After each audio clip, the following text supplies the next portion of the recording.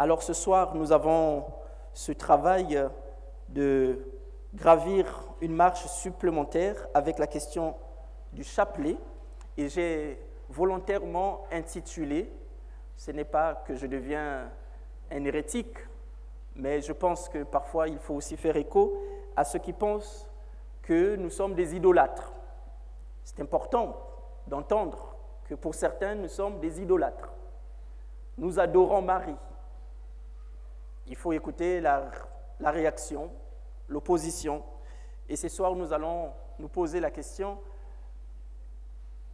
la prière du chapelet, invoquer l'intercession de la Vierge Marie, demander à la très sainte Vierge d'être de notre côté et de parler en notre nom.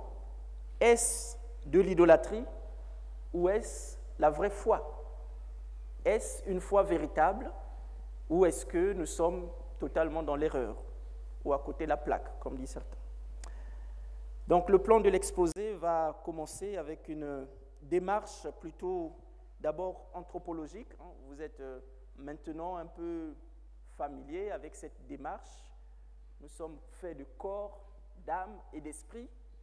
Et donc, avant de parler de l'esprit, de la Bible, avant de parler de l'âme, de la prière, nous allons d'abord passer par l'anthropologie, par l'humanité, par notre propre humanité dans ce que nous vivons au jour le jour dans notre corps. Donc, je pense que cette expérience anthropologique, pour nous, ne peut se vivre qu'en tenant compte aussi de notre témoignage personnel, car cette expérience du quotidien est aussi ce qui marque notre corps, notre histoire. Nous ne sommes pas seulement des gens qui entendent parler de Marie, nous avons aussi une expérience de sa présence, de son action, indépendamment de ce que dit, de ce que la parole de Dieu, les Écritures, nous donnent connaissance. Donc, au troisième point, nous allons aussi nous poser la question de nous-mêmes au niveau de notre sociologie martiniquaise. Qu'est-ce que je constate? Est-ce que la dimension de l'intercession est aussi déjà une dimension culturelle, sociologique? Voilà, nous allons nous poser toutes ces questions. Bien sûr, après avoir parlé de l'anthropologie, de l'histoire, de nos cultures, nous allons nous plonger dans la Bible avec l'Ancien et le Nouveau Testament. Pour quoi? Pour voir que la question de l'intercession, le fait de passer vers une tierce personne pour demander qu'il puisse parler en ma faveur, ça n'a pas commencé avec la Vierge Marie, bien sûr. Nous allons voir que dans l'Ancien Testament, les prophètes, dans les écrits sapientiaux, les psaumes, proverbes, d'autres écrits, mais aussi dans d'autres récits de la Bible, dans le Pentateuque, les 5 premiers livres de la Bible, nous avons déjà des prémices où on nous montre le peuple élu qui vit sur ce mode d'intercession. Que les catholiques n'ont pas créé Marie, n'ont pas créé le rôle de Marie, ce rôle est déjà présent dans la Bible, même avant la naissance de la Vierge. Puis nous allons passer dans le Nouveau Testament en essayant de nous interroger concrètement qu'est-ce que c'est la prière que nous adressons à Marie.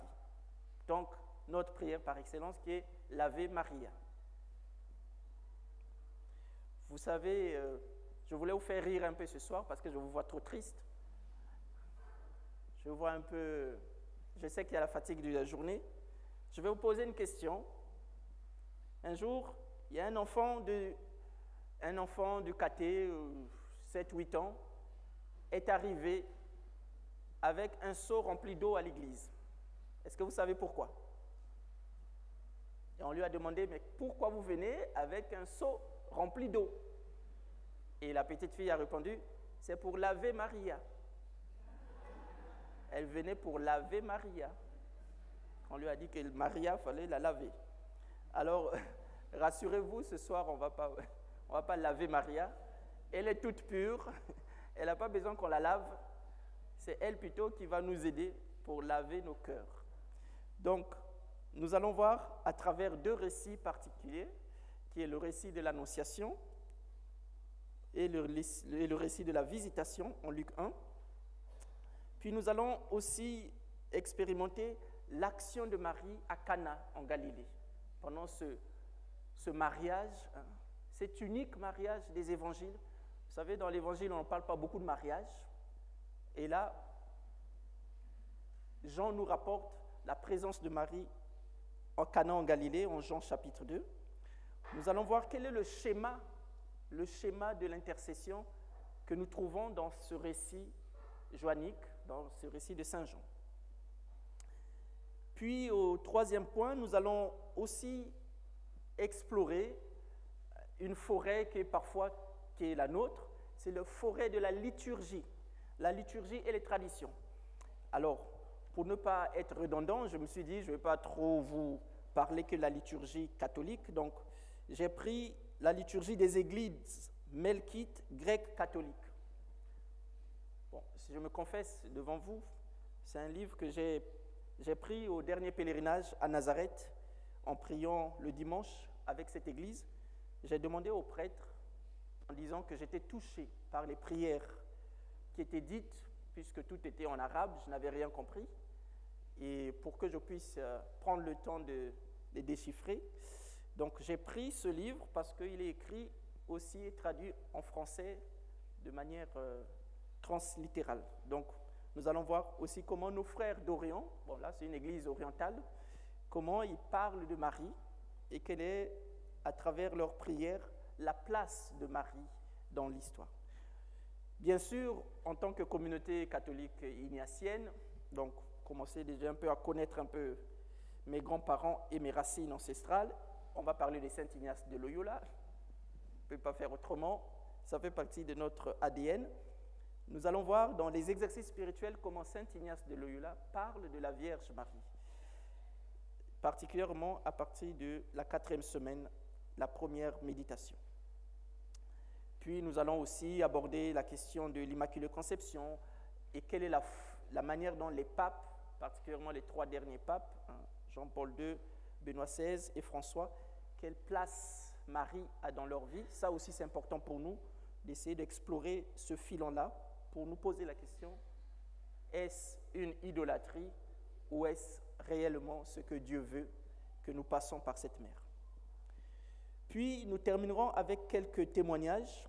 Donc j'ai choisi comme ça au hasard quelques femmes qui ont osé et après on vous donnera la parole parce que je suis sûr que chacun d'entre nous ici, nous avons au moins été témoins d'un témoignage, d'un attachement, d'une prière exaucée ou d'un moment de notre vie où Marie nous a fait grâce, de quelque chose, d'un bienfait. Et bien sûr, nous terminerons cette soirée avec la litanie des noms de Marie, puis la prière de conclusion. Alors, avant d'aller plus loin, même si j'ai dit que nous n'allons pas du tout atterrir déjà par la Bible, mais je vais vous lire un psaume. Et dans ce psaume, qu'est-ce que nous voyons? Vous allez me dire, est-ce qu'on parle de Marie? C'est le psaume 44. Donc la première partie du psaume 44, c'est une consécration. Ton Dieu t'a consacré. Écoute ma fille, regarde et tends l'oreille. Oublie ton peuple et la maison de ton père. Le roi sera séduit par ta beauté. Il est ton Seigneur. Prosterne-toi devant lui. Alors, fille de Tyr, les plus riches du peuple, chargés de présents, quêteront ton sourire. Fille de roi, elle est là dans sa gloire, vêtue d'étoffes d'or. On la conduit toute parée vers le roi. Des jeunes filles, ses compagnes, lui font cortège. On les conduit parmi les champs de fête. Elles entrent au palais du roi.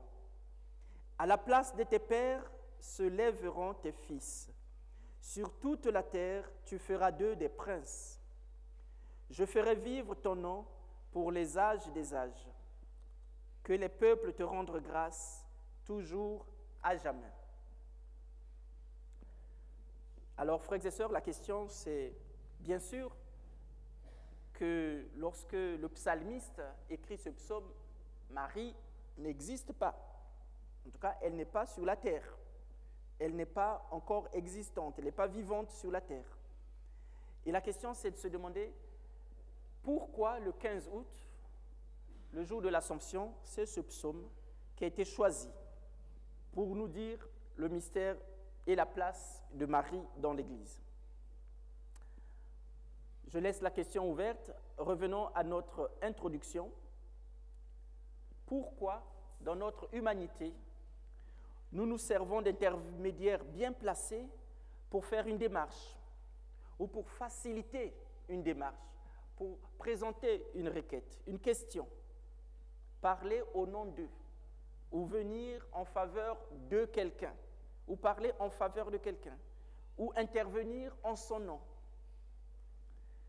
Lorsque j'étais au Congo, mon grand frère, était à l'école avec le fils du président de la République.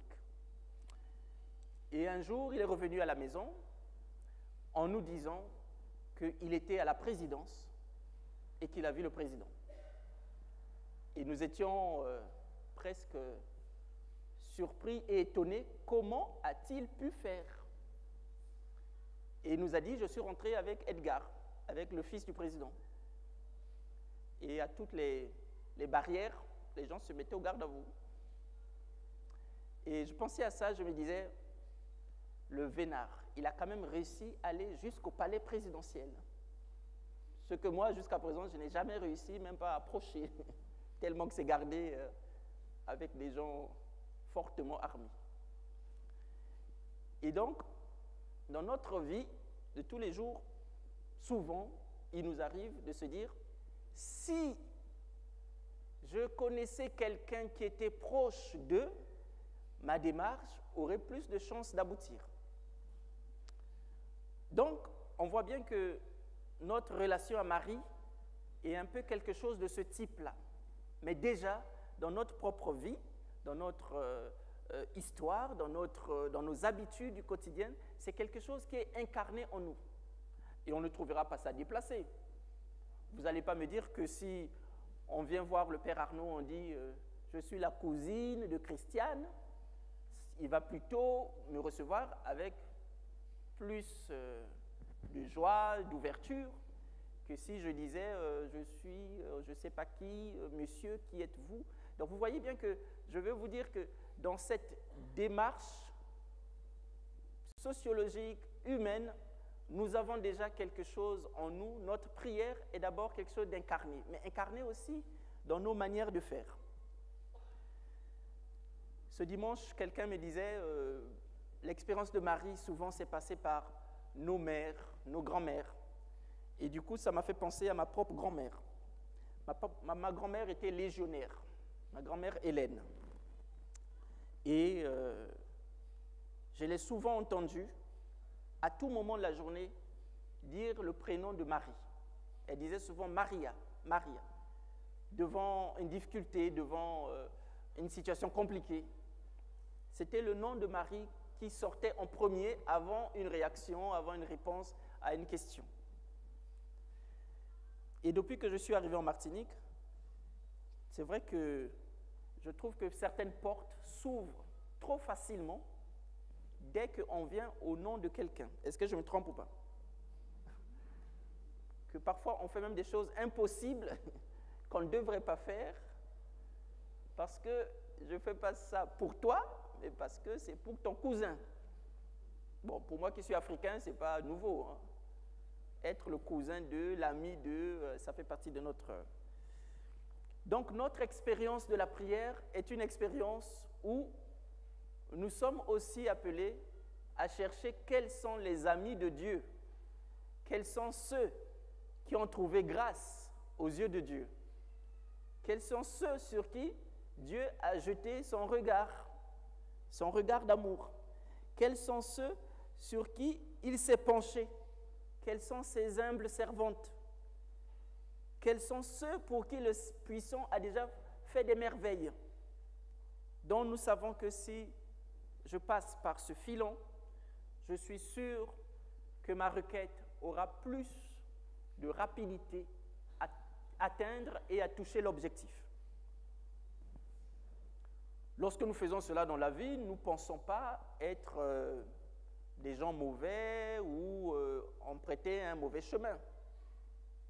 Je vous ai dit que mon frère a pu rentrer facilement dans la présidence de la République et se retrouver nez à nez avec le président de la République, alors que moi, jusqu'à 44 ans, je n'ai jamais pu avoir la chance de l'avoir en face de moi, cet homme.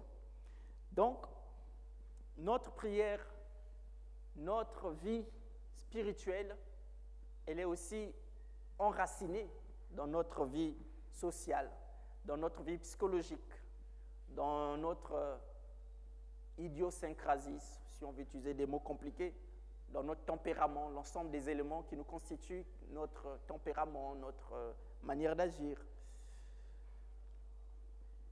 Du coup, nous allons nous poser la question aussi au niveau biblique, en se disant, est-ce que c'est simplement de l'humanité, de la mondanité qui nous fait passer par ce schéma, ou est-ce que ce schéma d'intercession, qui est le schéma que nous abordons lorsque nous abordons la question de Marie, est un schéma qui est déjà aussi dans la parole inspirée, dans les livres saints.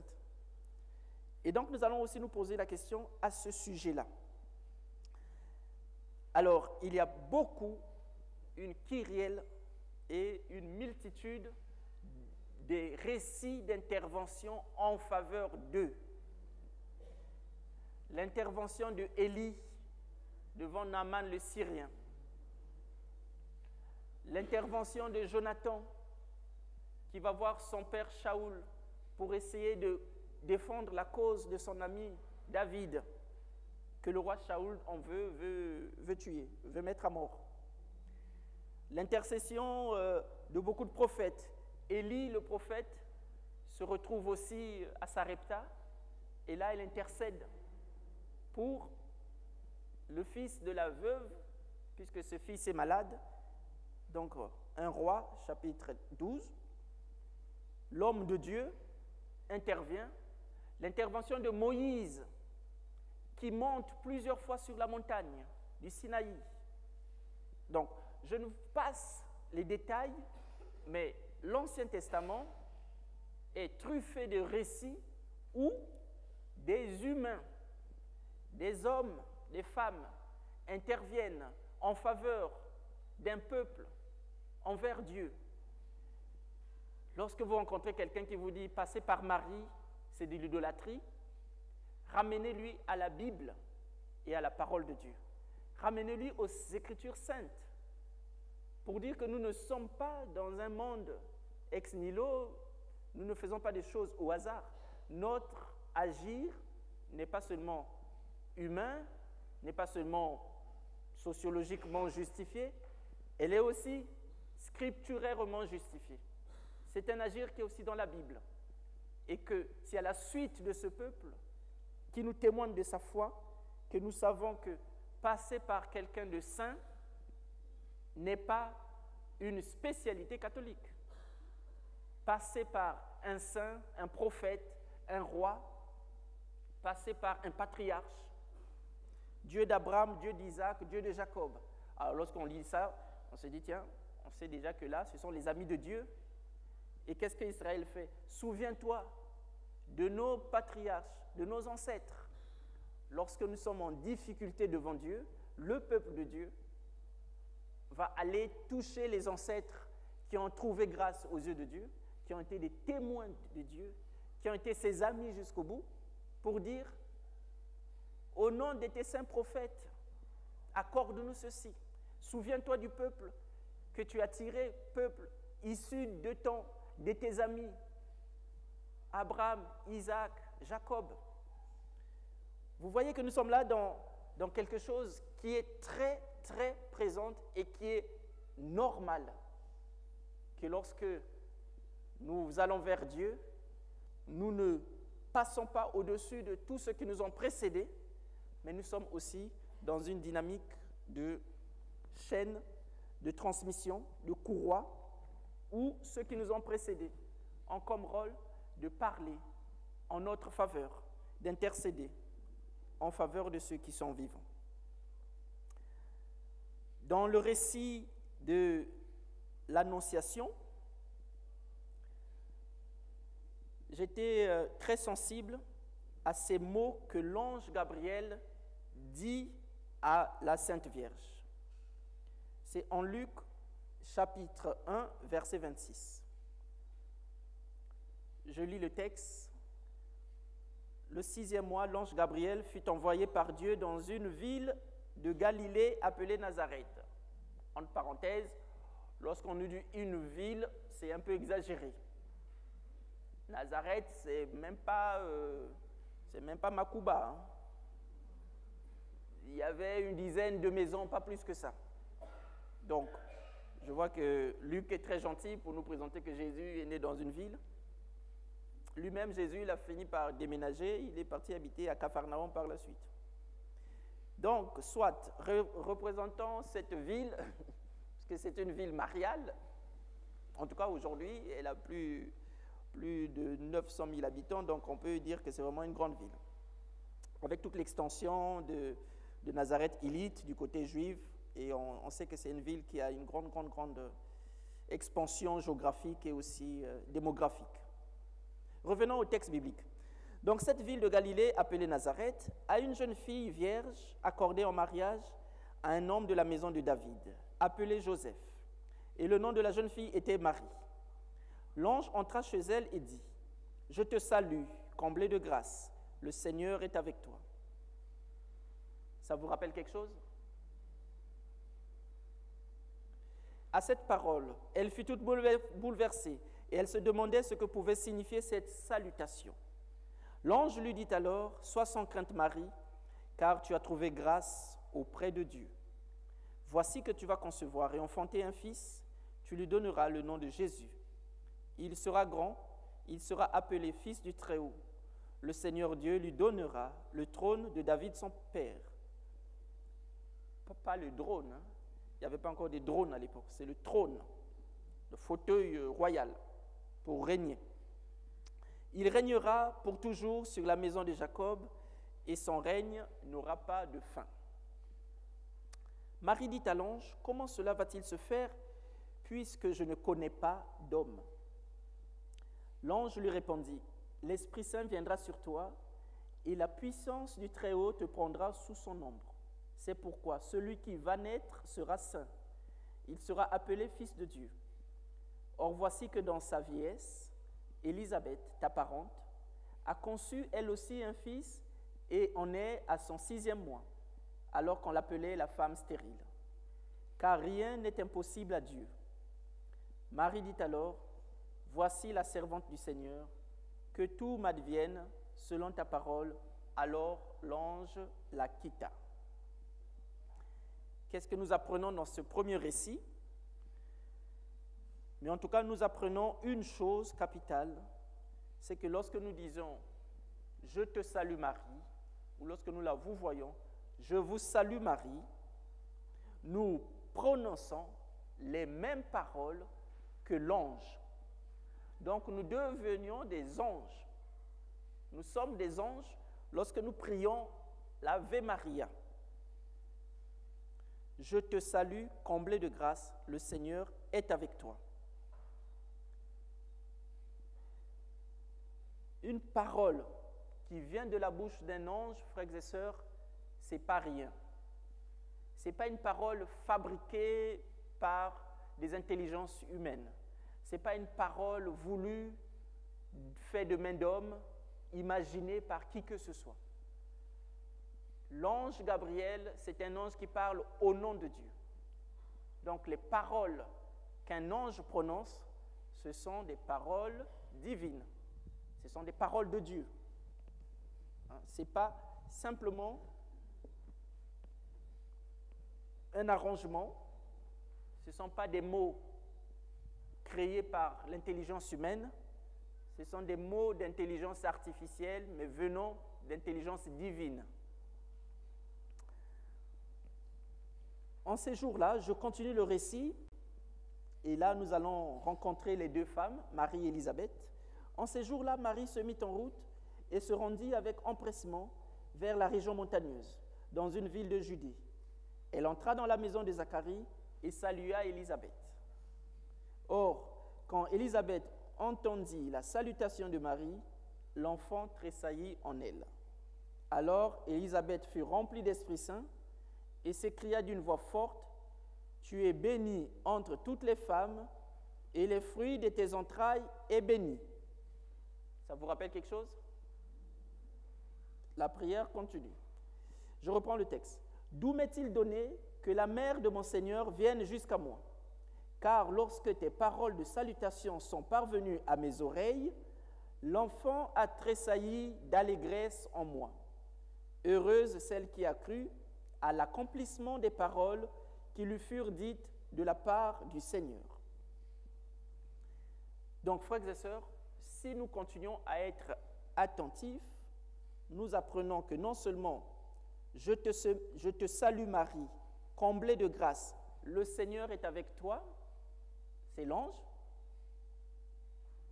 mais aussi, il faut continuer, tu es bénie entre toutes les femmes, et le fruit de tes entrailles est béni. Donc, jusque-là, nous sommes dans des paroles tirées de l'Évangile. Nous sommes en direct, non seulement avec un ange, mais là, cette fois-ci, Élisabeth, mais pas que Élisabeth, elle fut remplie de l'Esprit Saint et s'écria d'une voix forte. Donc, si Luc nous prend le temps de nous préciser quel est l'agent vocal, quel est l'inspirateur de ce cri, ce n'est même pas des paroles. On dit qu'elle s'écria d'une voix forte.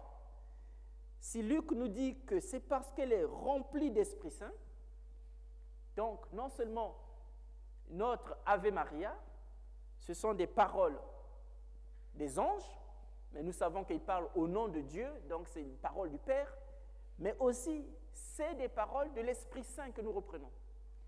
Alors, frères et sœurs, dites-moi, qui ici va lever le doigt en disant qu'il pourrait trouver une parole plus inspirée que celle dite par un ange, puis des paroles prononcées par une femme, mais remplies de l'Esprit Saint. Lorsque quelqu'un est rempli d'Esprit Saint, ça veut dire que tout ce qu'elle dit, c'est de l'Esprit Saint. Il n'y a pas partie ni place à une quelconque création, imagination, fabrication personnelle. Lorsqu'on est rempli d'Esprit Saint, l'évangéliste nous le dit, pour dire que tout ce qui va déborder en elle, c'est de l'Esprit Saint. Et c'est pour cela que cette parole n'est pas qu'une parole prononcée, ce n'est pas seulement la diction, c'est une parole criée. Elle s'écria d'une voix forte. Donc jusqu'à présent, nous sommes dans la prière du « Je vous salue Marie », mais en fait, nous sommes avec qui?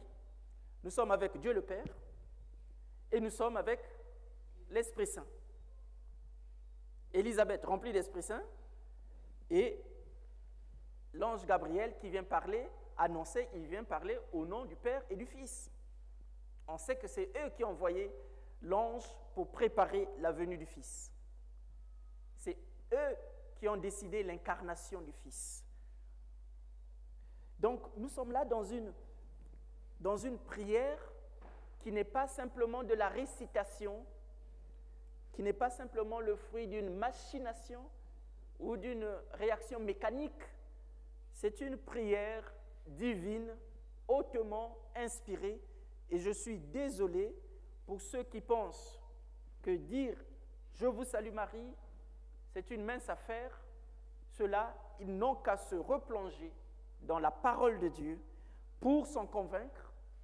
Et s'ils ne sont pas convaincus, qu'ils restent dans leur incrédulité. Mais nous les aimons quand même. Donc, si l'Église a adopté ces paroles pour dire « reprenons ces paroles », ce n'est pas seulement parce qu'elles sont belles, mais parce qu'elles sont d'inspiration divine, comme le Notre Père, qui est la prière du Père que Jésus, son Fils, nous révèle. Quels que soient les types de prières que nous pouvons créer, imaginer, quelle que soit sa longueur, frères et sœurs, il n'y a aucune prière qui vaut le Notre Père. Car c'est le Fils de Dieu, c'est Ishbondier lui-même qui dit ça. Ce n'est pas un tel qui a reçu une inspiration dans sa prière.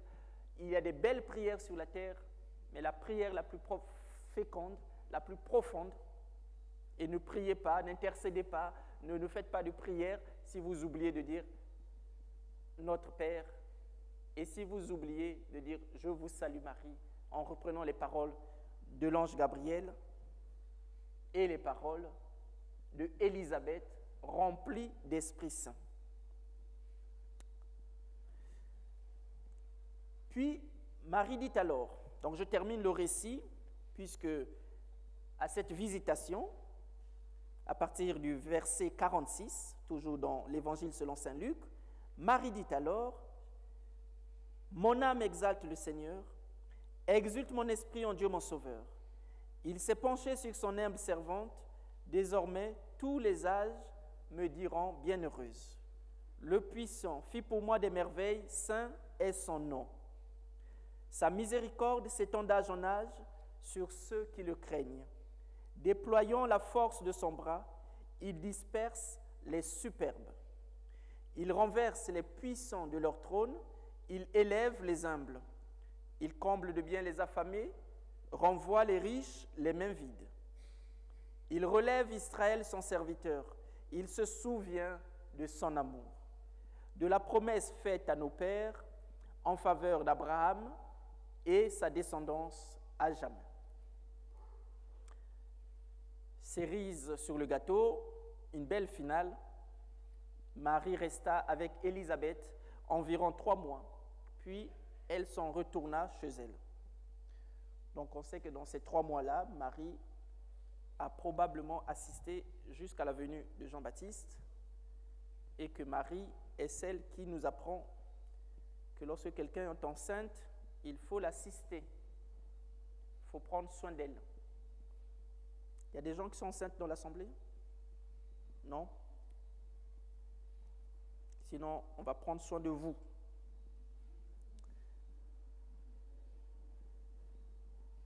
Il ne faut pas rigoler parce qu'aujourd'hui, dans la société, on ne laisse plus la place à une femme enceinte.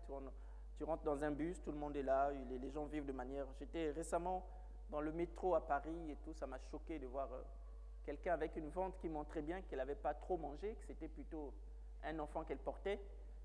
Et il y avait des jeunes qui étaient là et qui continuaient avec leur iPhone et leur téléphone, qui ne s'occupaient même pas d'elle.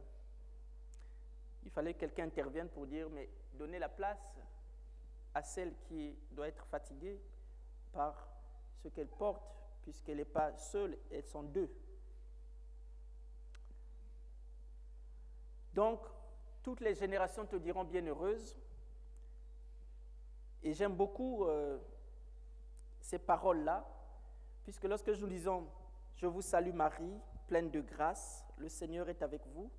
Vous êtes bénie entre toutes les femmes, et Jésus, le fruit de vos entrailles, est béni. » Jusque-là, nous sommes dans l'Évangile. Nous n'avons pas quitté d'un iota, nous n'avons pas pris d'un centimètre de distance avec la parole de Dieu. Puis, Sainte Marie, Mère de Dieu, prie pour nous pauvres pécheurs, maintenant et à l'heure de notre mort. Voilà la seule prière, partie de la prière, dont nous ne pouvons pas trouver telle qu'elle écrite dans la parole de Dieu. Voilà la seule partie de la prière qui est un apport de la tradition, qui est un apport de l'histoire de l'Église, qu'on peut dire qui a été créé, imaginé, qui a été composé, humainement parlant. Mais cette composition n'est pas seulement une composition extraterrestre, c'est aussi le fruit des conciles chalcédoines, c'est aussi le fruit des conciles qui ont défini Marie comme étant la mère de Dieu, la Théotokos. Nous demandons à Marie de prier pour nous, nous qui sommes pécheurs. Je trouve que c'est une demande humble qui couvre le temps présent, mais aussi le futur. Donc le chapelet, le Je vous salue Marie, est la prière des humbles.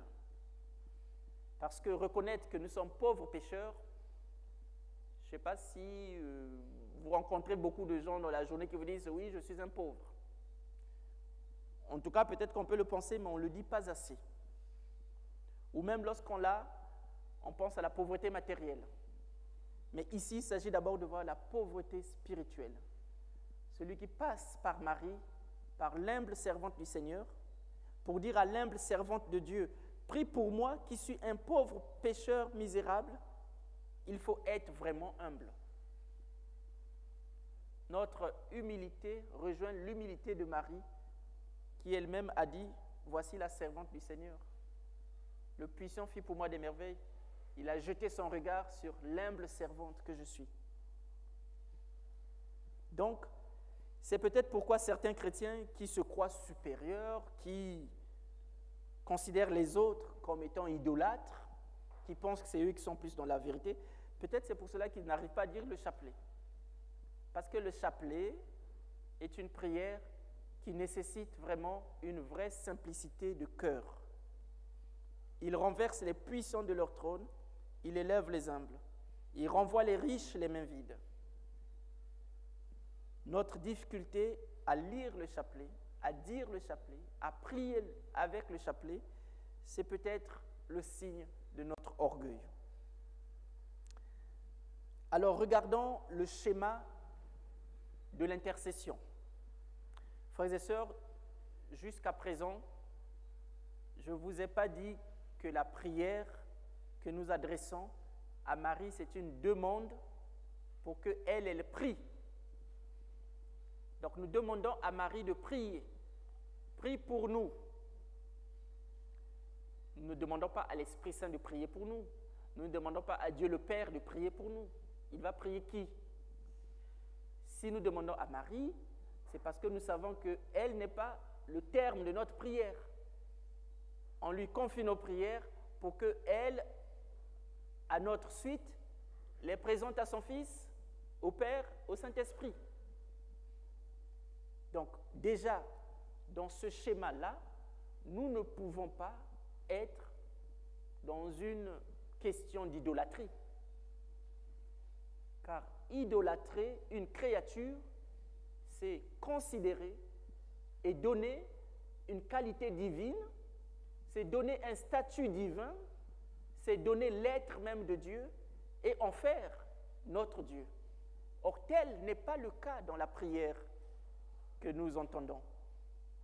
Parce que je demande à quelqu'un de prier pour moi, mais nous le faisons déjà dans notre quotidien. Dans ta prière, Père, pense à un tel, ou demande à un tel de prier pour moi, parce que là, j'ai vraiment besoin. C'est notre quotidien. Donc, nous ne sommes pas dans un schéma idolâtrique. Je réponds déjà à la question pour que ce soir, vous ne me dites pas que le Père Arnaud a dit que nous sommes des idolâtres, que nous avons élevé Marie à la qualité de Dieu. Nous avons un seul Dieu, il est en 3 personnes, il n'est pas seul, c'est le Père, le Fils et le Saint-Esprit. Parfois, j'avais des amis protestants comme ça qui disaient « Vous en avez fait une 4e ». J'ai dit « Non, on n'a jamais fait une 4e. Et si vous avez compris qu'il y avait une 4e, nous vous demandons pardon. C'est une question, une erreur d'interprétation ou de traduction. Peut-être qu'on n'a pas été assez clair, mais si nous lisons la prière, en principe, c'est clair. Je ne sais pas pour vous, mais pour moi, c'est clair. Que je demande à Marie d'intercéder et d'agir. Mais même cette manière de faire est une manière biblique. Alors nous allons le voir dans le texte que vous connaissez bien, puisque c'est le premier mariage, c'est aussi le commencement des signes à Cana en Galilée. Et comme on aime bien se marier, en tout cas en Martinique, On peut aller en Jean chapitre 2, l'évangile selon saint Jean. Le 3e jour, il y eut un mariage à Cana de Galilée. La mère de Jésus était là. Jésus aussi avait été invité au mariage avec ses disciples. Or, on manqua de vin. Gros problème ça. Lorsqu'il n'y a plus de vin, ça devient compliqué. La mère de Jésus lui dit, il dit à Jésus, ils n'ont pas de vin. La mère de Jésus, c'est une curieuse femme. Au lieu d'aller parler à celle qui est, ou à celui qui a préparé la bourse, qui a prévu son mariage, au lieu d'aller chercher chez le maître de maison en disant, par hasard, dans vos stocks, il n'y en aurait pas un peu, elle s'adresse à quelqu'un qui lui-même est aussi invité. Je ne sais pas si vous voyez, c'est de la folie, quoi. Elle est folle, cette femme. Elle est vraiment, elle a des gestes qu'on se dirait, mais ça ne va pas. Oui, elle s'adresse à son fils, elle dit, ils n'ont pas de vin. En bon français, on aurait dit, ils n'ont plus de vin. Pour dire qu'on est en fin de stock. Mais elle dit, ils n'ont pas de vin. Comme si on n'a jamais eu de vin. Il n'y a pas d'avant avec Marie. À cet instant même, elle se tourne vers son fils, alors que son fils est aussi invité comme elle, et ils sont tous venus bras ballants, peut-être juste avec un petit cadeau ou la carte d'invitation. Et ce n'est pas du tout aller courir chez le marchand du coin pour dire, essayer de nous prêter un peu de vin. Marie se tourne vers Jésus. Quelle confiance! Personne parmi nous ici n'aurait eu ce réflexe de s'adresser à un autre convive en disant, ils n'ont pas de vin. Sauf si ce convive a un gros chéquier et un gros compte en banque. Ça doit être forcément un oncle ou une tante ou je ne sais pas, quelqu'un qui a un gros héritage. Mais Jésus n'était pas très riche. Marie se tourne vers lui. Oui, il était riche de Dieu, mais pas riche pour amener du vin, puisque c'est cela le manque. Dans le manque, quel est notre premier réflexe? Lorsque nous sommes dans le manque, quel est notre premier réflexe? Est-ce que c'est de nous tourner vers Dieu? Ou est-ce que de dire, débrouillons-nous d'abord par nos propres forces, essayons de cogiter, de trouver comment s'en sortir, et c'est lorsque nous serons vraiment dans l'incapacité d'aboutir par nous-mêmes que là on dira, Seigneur, où es-tu? Agis. Ici, Marie, son réflexe, c'est un réflexe pur. Il s'agit d'abord de dire, Seigneur, regarde le problème, regarde le besoin, regarde le constat. Jésus lui dit, femme, que me veux-tu? Mon heure n'est pas encore venue.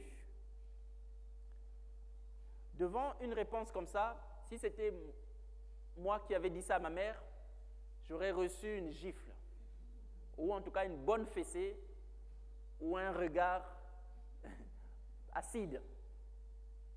Si j'avais dit cela à ma mère, ça serait de l'impolitesse publique. Mais il faut rentrer dans la compréhension de cette phrase.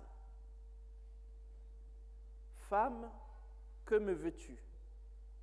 Mon heure n'est pas encore venue. Il s'agit d'une heure.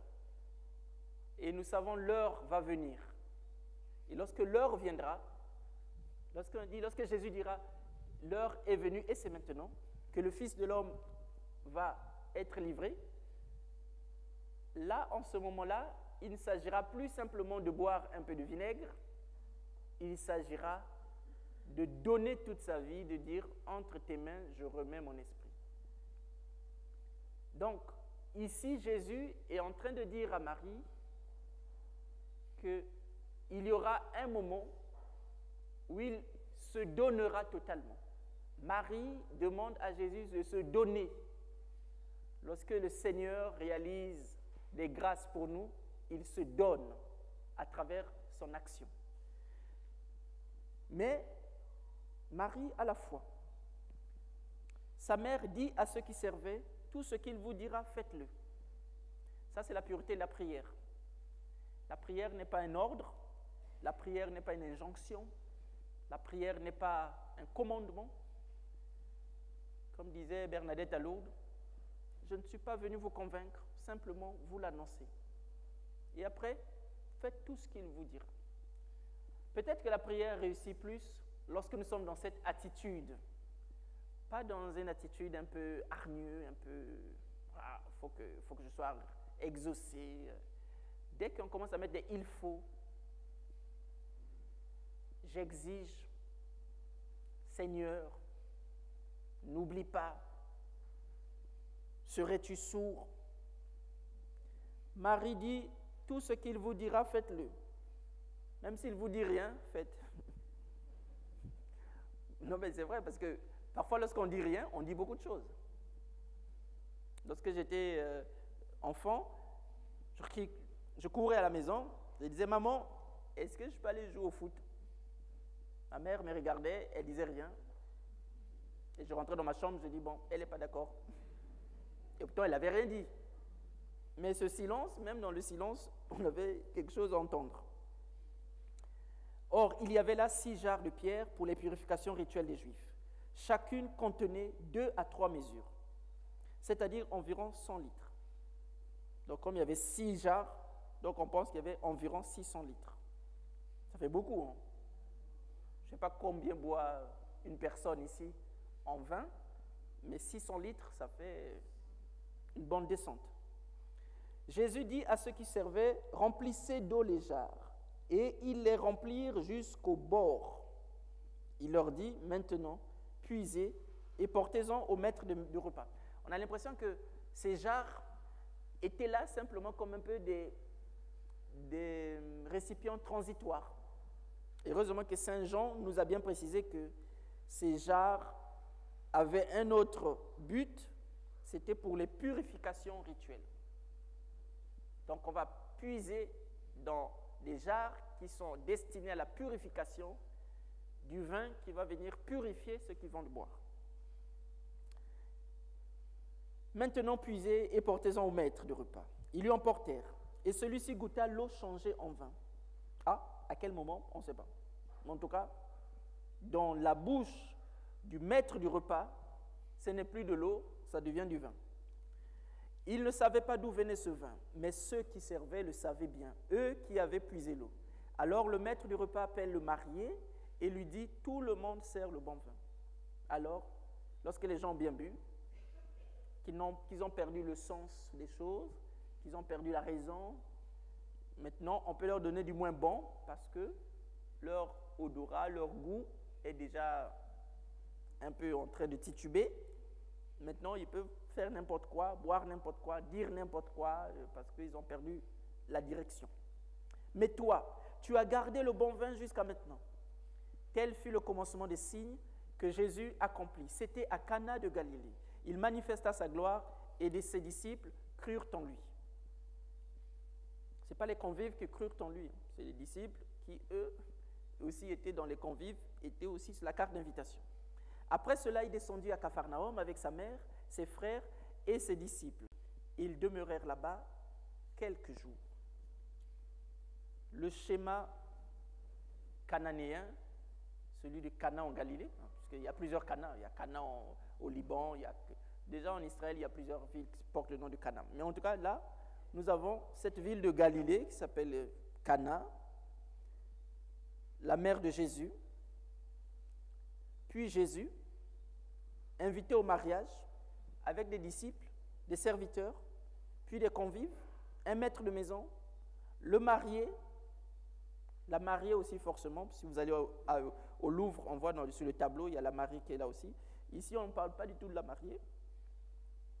Et on nous dit que c'était le commencement des signes que Jésus accomplit.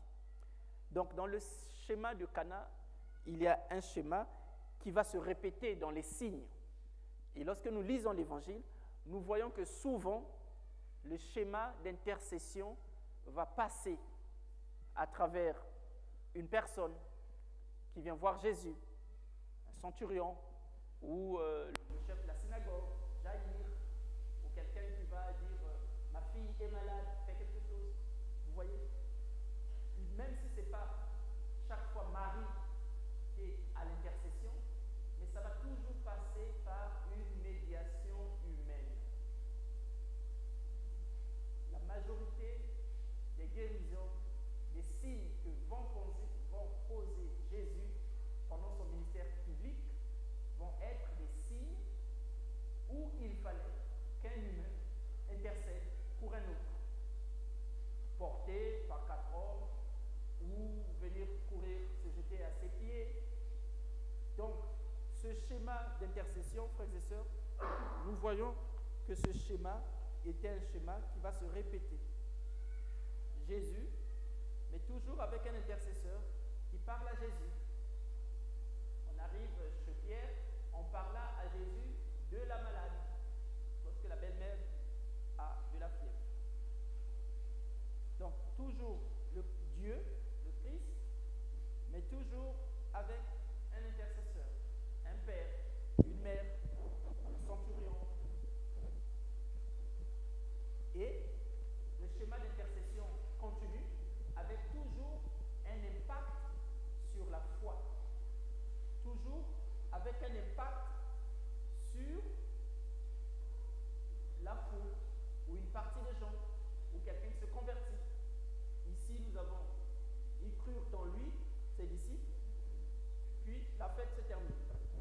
Il descendit à Cana en Galilée avec sa mère et il repart à Capharnaüm. Et à partir de Capharnaüm, on reprend la vie normale. Donc, frères et sœurs, vous avez ce schéma, hein, toujours Dieu impliqué, puis un homme, un humain, en état de grâce, mais en tout cas qui parle à Dieu, puis l'effet immédiat de l'action de Dieu sur la demande qui aboutit toujours à une croissance de foi, à une guérison.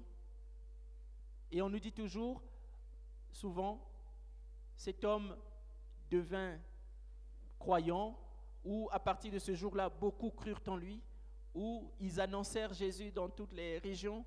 Même lorsque Jésus dit « n'en annonce pas, n'en parle pas, ne fait pas mention », la personne y va et il devient lui-même évangélisateur. Voilà. Ce schéma d'intercession, on le voit qu'il est toujours devant le malade, devant la personne qui a des problèmes. Souvent, c'est ce schéma qui va être le schéma évangélique. Un problème, je ne sais pas, un enfant mort, un enfant malade, un épileptique et tout. Des gens ou une personne, au moins humaine, qui intercède, qui en parle à Jésus. Puis, l'amélioration des conditions d'avant, il y a un avant et un après, et croissance de foi, d'amour, d'espérance, de charité. Donc, le schéma de Cana, on nous a dit que c'était le premier signe qu'il fit à Cana en Galilée. C'était un schéma que nous gardions lorsque nous prions en intercédant, en passant par Marie. En ce moment-là, c'est nous qui sommes demandeurs, mais nous passons pour ne pas être dans un schéma faussé. Bien sûr, il y a quelques exceptions où la personne vient directement toucher, la femme qui vient toucher la tunique, le bout de son manteau, ou l'aveugle, mais même l'aveugle de Jéricho, dans l'évangile selon saint Luc, lui aussi va parler, crier, et on voit que ceux qui l'empêchent vont finir par devenir un peu les intercesseurs. Mais son cri va rejoindre les oreilles de Jésus sans que quelqu'un dise « Seigneur, là-bas, il y a un aveugle ». Donc, il y a des moments où certains humains sont là pour empêcher d'autres, pour que leurs prières soient entendues. Il y en a d'autres dans l'Évangile qui sont là plutôt pour aider à faire remonter jusqu'au Christ et jusqu'à Dieu les prières. Vous voyez?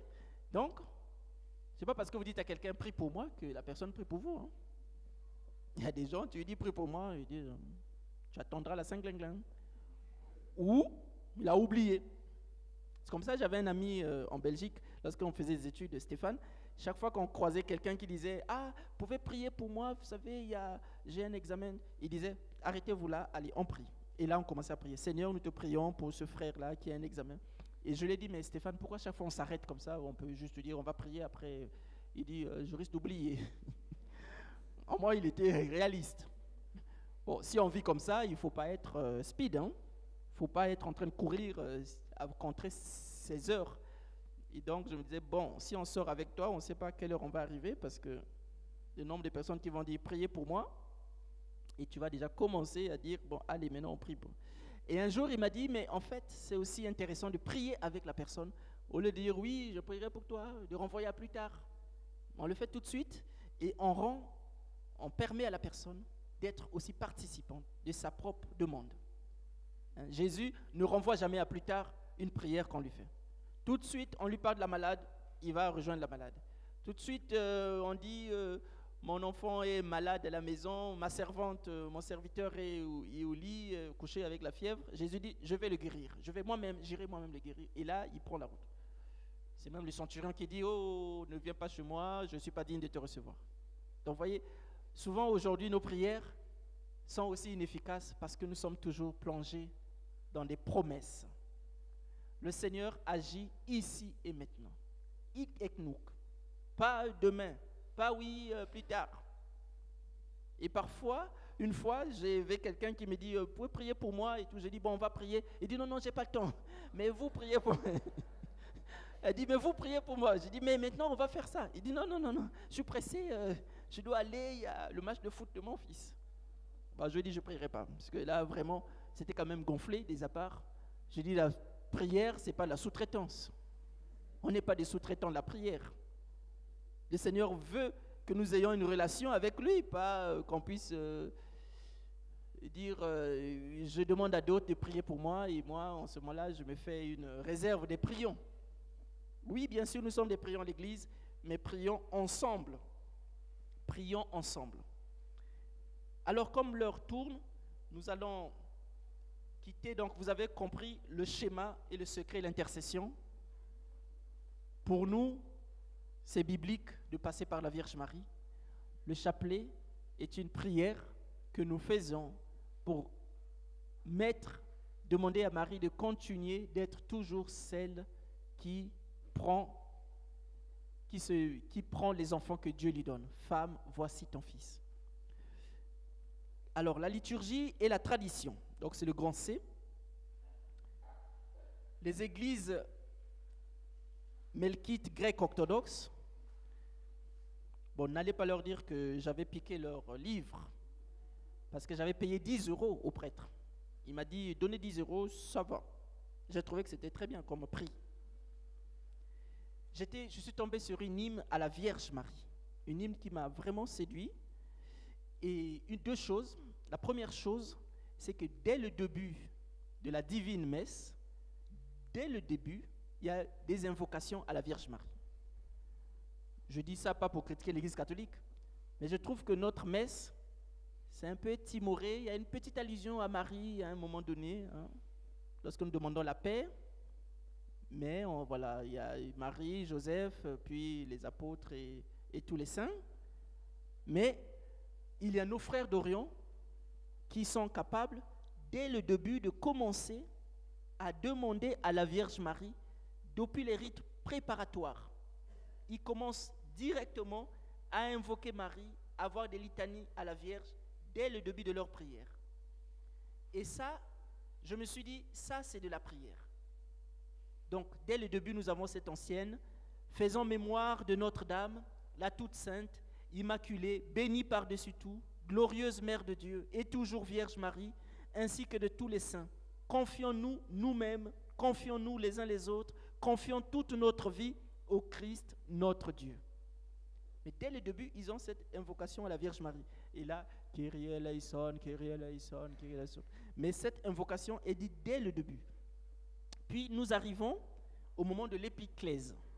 Donc à l'épiclèse, on a fini l'épiclèse, c'est le moment où nous invoquons que l'Esprit Saint vienne sur les saintes espèces. Et dans l'église grecque melkite, ils prennent un tissu blanc et ils font remuer ce tissu sur le pain et le vin qui est déposé sur l'autel. Et là, il y a cette invocation que je vous lis.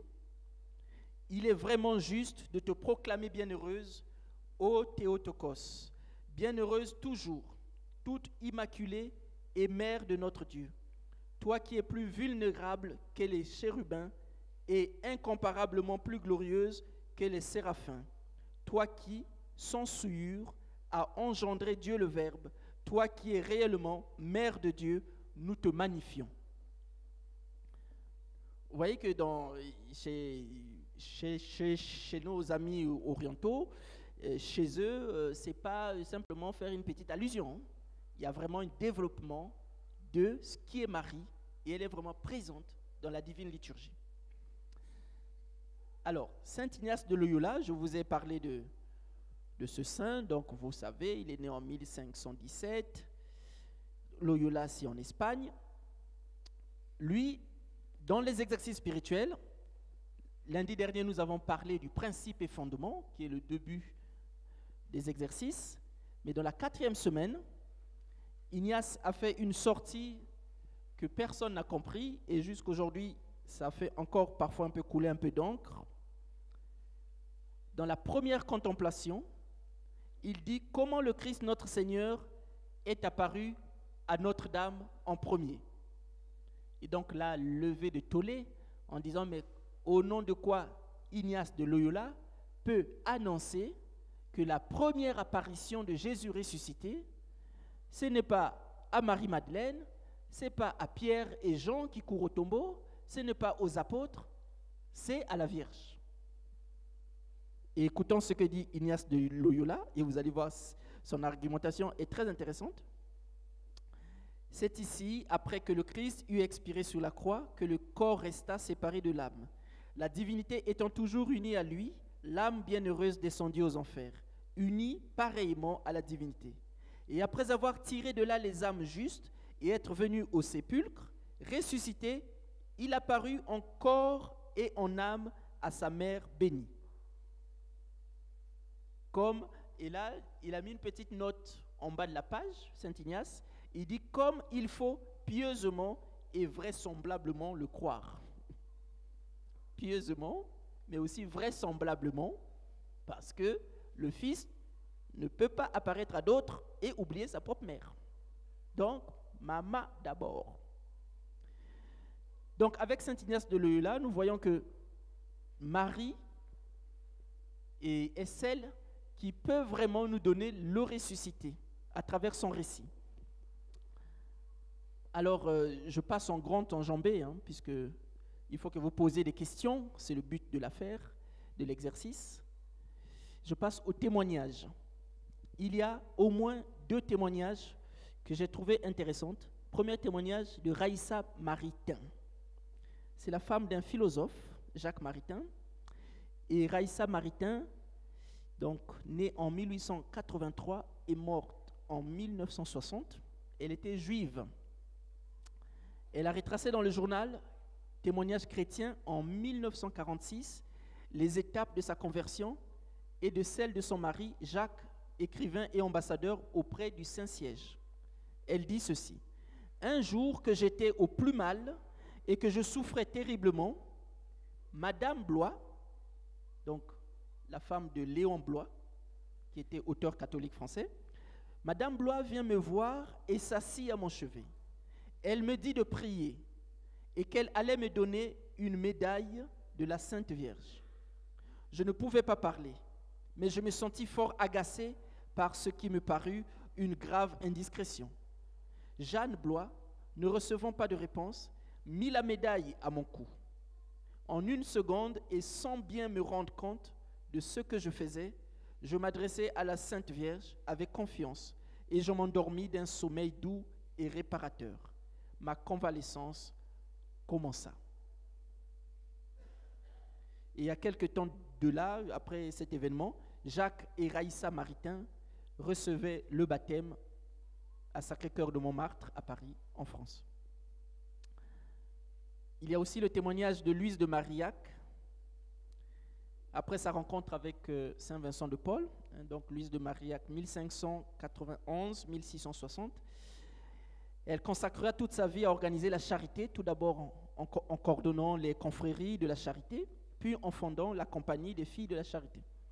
Avec Saint Vincent de Paul, Louise de Marillac imprime aux filles de la charité une spiritualité pleinement mariale. Elle écrit notamment « Toutes les âmes vraiment chrétiennes doivent avoir un grand amour de la Sainte Vierge et l'honorer beaucoup pour sa qualité de mère de Dieu et pour les vertus que Dieu lui a données à ce dessein. » C'est Autobiographie, le manuscrit M33. Et nous allons prendre la litanie des noms de Marie. Notre carême est une carême pour la délivrance, pour la guérison, pour que le Seigneur puisse nous guérir. Et cette guérison, nous allons la demander par l'intercession de Marie. Nous venons vers toi, Seigneur, pécheurs. Nous nous confions à ta clémente protection. Ô Mère du Verbe incarné, ne méprise pas nos prières, mais écoute-les dans ta bonté. Présente-les à ton Fils. Délivre-nous et guéris la Martinique. Guéris chaque chrétien, chaque membre de notre peuple. Donne à chacun d'entre nous de devenir des vrais enfants de Dieu. C'est pourquoi intercède pour nous, pour notre délivrance, pour notre guérison. Nous allons répondre par la Vierge Marie, Seigneur, délivre-nous du pouvoir et des tentations de Satan. Par la Vierge Marie, Seigneur, délivre-nous. De la séduction des idoles et des fausses doctrines. Par la Vierge Marie, Seigneur, délivre-nous. Des possessions démoniaques. Par la Vierge Marie, Seigneur, délivre-nous. Des illusions pernicieuses de l'esprit des ténèbres. De l'influence des sorciers et des maîtres occultes, par la Vierge Marie, Seigneur. Des pactes diaboliques qui rendent esclaves de Satan, par la Vierge Marie, Seigneur. De l'idolâtrie, du spiritisme et du satanisme, par la Vierge Marie, Seigneur. Des sectes et des sociétés secrètes, par la Vierge Marie. Des pièges de la divination et des fausses prédictions, par la Vierge Marie, Seigneur, délivre-nous. Des fausses visions et des rêves trompeurs, par la Vierge Marie, Seigneur, délivre-nous. De toutes les malédictions, par la Vierge Marie, Seigneur, délivre-nous.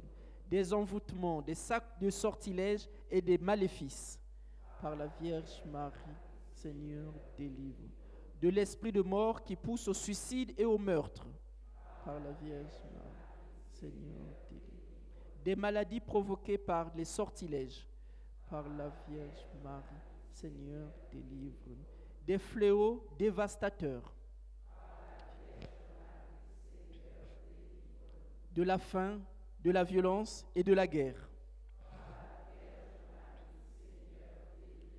Des accidents mortels, par la Vierge Marie, Seigneur, des maladies contagieuses, par la Vierge Marie, Seigneur, des ravages de l'impiété, par la Vierge Marie, Seigneur, des progrès de l'incroyance et de la civilisation de la mort, Seigneur, de la tentation contre la foi, des communions indignes et des sacrilèges, par la Vierge Marie, Seigneur, délivre. Du désespoir et du découragement, par la Vierge Marie, Seigneur, délivre. De l'esprit de peur qui tue la foi en Dieu, par la Vierge Marie, Seigneur, délivre. De l'esprit d'orgueil et de domination, par la Vierge Marie, Seigneur, délivre. De l'aveuglement et de l'endurcissement dans le péché, par la Vierge Marie, Seigneur, du péché contre l'Esprit Saint, par la Vierge Marie, Seigneur, du refus de pardonner à nos ennemis, par la Vierge Marie, Seigneur, délivre. Des pensées de haine et des pensées impures, par la Vierge. Des embûches du démon à l'heure de la mort, par la Vierge Marie, Seigneur, délivre. De toute mort prématurée, par la Vierge Marie, Seigneur. Des souffrances du purgatoire, par la Vierge Marie, Seigneur. Ô Marie conçue sans péché, priez pour nous qui avons recours à vous. Ô Marie conçue sans péché, priez pour nous qui avons recours. Ô Marie conçue sans péché. Ô Marie, refuge des pécheurs. Au nom du Père, du Fils et du Saint-Esprit. Amen.